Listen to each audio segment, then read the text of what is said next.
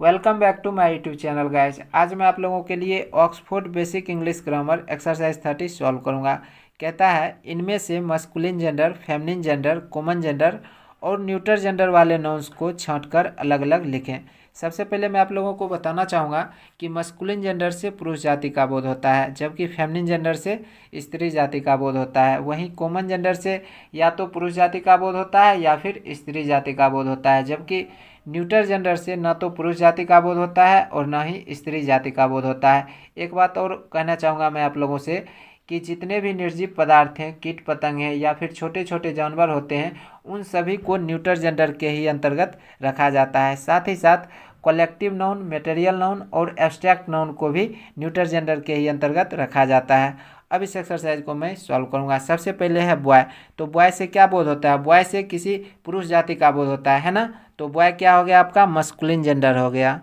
ठीक है। अब है गर्ल। गर्ल से स्त्री जाति का बोध होता है, तो ये आपका फेमिनिन जेंडर हो गया। अब है टीचर।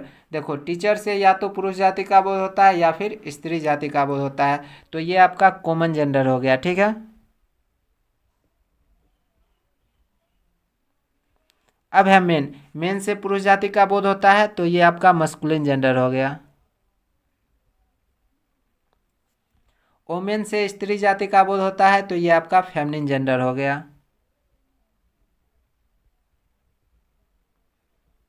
अब है हॉर्स। हॉर्स से पुरुष जाति का बोध होता है, तो ये आपका मस्कुलिन जेंडर हो गया। अब है कैट। कैट देखो छोटा जानवर है, तो इसे हम न्यूटर जेंडर के अंतर्गत रखेंगे। ठीक है। अब क्या है? ट्री। देखो, ट्री है तो सजीव, बट इससे न तो पुरुष जाति का बोध होता है और न ही स्त्री जाति का बोध होता है ना। तो ट्री आपका क्या हो गया? न्यूटर जेंडर हो गया। अब है एंट। एंट एंट क्या है? ये कीट पतंग के श्रेणी में आता है, तो ये भी आपका क्या हो गया? न्यूटर जेंडर हो गया। ठीक है। फादर। देखो, फादर से पुरुष जाति का बोध होता है, तो ये आपका मस्कुलिन जेंडर हो गया। ठीक है। मदर से स्त्री जाति का बोध होता है, तो ये आपका फेमिनिन जेंडर हो गया।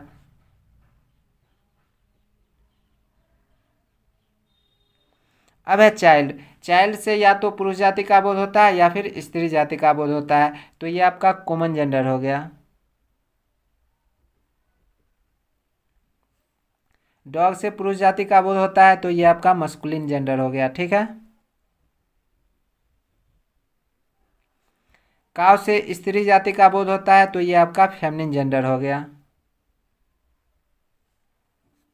बेबी से स्त्री जाति का भी बोध होता है और पुरुष जाति का भी बोध होता है, तो ये आपका क्या हो गया? कॉमन जेंडर हो गया।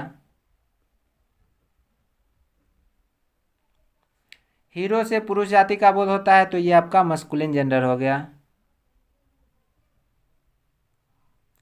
अब है स्टूडेंट। स्टूडेंट से या तो पुरुष जाति का बोध होता है या फिर स्त्री जाति का बोध होता है, तो ये आपका क्या हो गया? कॉमन जेंडर हो गया।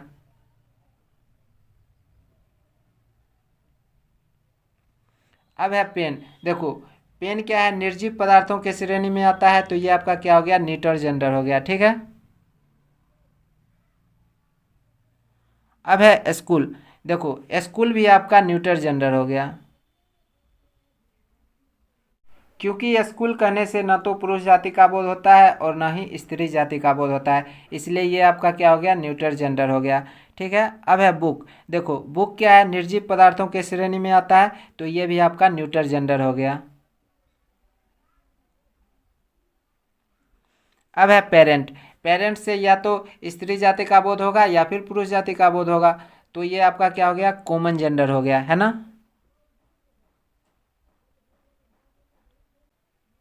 अब है हैन। हैन से स्त्री जाति का बोध होता है, तो ये आपका फेमिनिन जेंडर हो गया। अब है सी गॉट। सी गॉट से भी स्त्री जाति का बोध होता है, तो ये भी आपका फेमिनिन जेंडर हो गया।